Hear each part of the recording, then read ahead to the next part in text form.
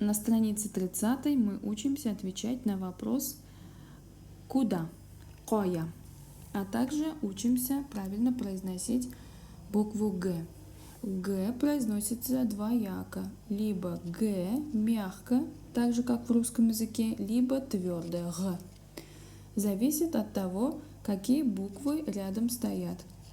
Если стоит буква мягкая, например, «И» или то буква «Г» читается как в русском «Г». Ильгиз, Ильгизге. Но если рядом с буквой «Г» стоит твердые гласные, например, «А», то тогда «Г» читается «Г». «Г». «Голи», «голиге». Посмотрите в этом слове одинаковые буквы «Г», две в этом слове, но читаются, одна читается твердо «Г», а вторая читается мягко «голиге».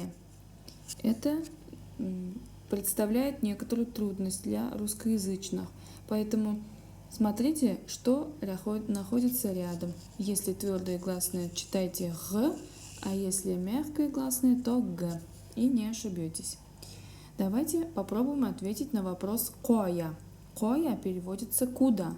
Если мы хотим ответить на этот вопрос, нужно добавить к слову окончание «ко», «ке», «ро», «ге». В каких случаях что добавляется? Давайте рассмотрим примеры, чтобы было понятнее. Это чтобы машина, так же как в русском машина и в татарском будет машина. Машина. Задаем вопрос: куда? В машину. Например, куда садишься? В машину. Смотрим, на что заканчивается слово машина. А это гласное. После гласных добавляется либо га, либо ге. И смотрим машина. А последняя у нас какая гласная? А, она какая? Твердая или мягкая? Твердая. То значит добавляем твердое окончание. Машина. Оно само даже созвучно идет. Никак не получается добавить машина ге. Не сочетается. К твердым добавляем твердое окончание. Машина га. Куда? В машину. Машина га. Куда? В школу. Мектеп. Мектеп это школа. Как сказать в школу? Смотрим, на что заканчивается слово мектеп. П это глухая согласная, значит или к, или ке. Мектеп. Смотрим на гласные. Там какая гласная? Мектеп. Значит, добавляем мектепке. Мектепке. Получится в школу. Дальше. Цирк. Куда? В цирк. Куда идешь? Я иду в цирк. Вот как сказать в цирк. Нужно добавить к слову цирк нужное окончание. Смотрим, на что оно заканчивается. Слово заканчивается на глухую согласную, значит добавляем либо к, либо ке. И смотрим на гласную. Здесь и. Но, несмотря на то, что гласная у нас мягкая, так как слово взято из русского языка, то оно автоматически считается твердым. Цирк.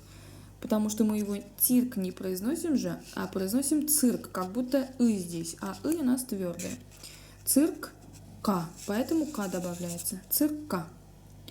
А читаем уже чуть-чуть с русским произношением, уже как в татарском языке к не читается. Цирк, так как слово русское, и тут окончание тоже получается меняется тут чуть-чуть произношение. Цирк к, цирка. Дальше. Üstel – это у нас стол. Куда? Положи на стол, например. Üstel, что надо добавить? Смотрим, на что заканчивается слово. Üstel – л. Л – это звонкое согласное, поэтому либо га, либо ге.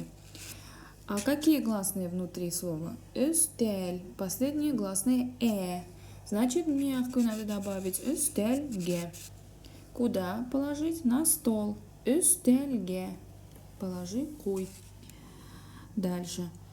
Давайте ответим на вопросы. Коя бара? Куда идет? Коя бара? Попробуйте сейчас ответить. Ою. Коя бара? И у вас варианты ответов. Ою. Ауылға бара.